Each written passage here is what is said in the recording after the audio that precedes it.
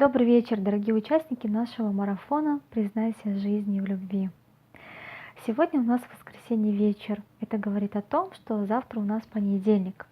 А еще это говорит о том, что с завтрашнего дня у нас с вами начинается новая неделя марафона. Под каким названием она будет идти? Понять без слов. В целом, о чем мы будем говорить? Мы будем с вами говорить о невербалике. Жесты, мимика, телодвижения. Как мы можем понять человека, когда он только входит? Его походка. Как мы можем понять человека, когда он присаживается и только начинает говорить? Как мы можем познать человека через его слова, через его разговор? А истинно ли он доносит свой посыл до нас?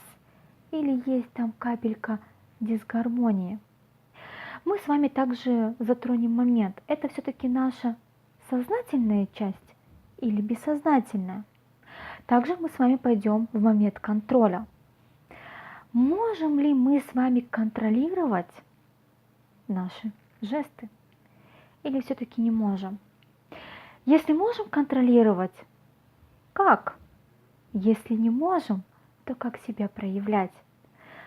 Ну и также несколько другие моменты мы с вами будем затрагивать.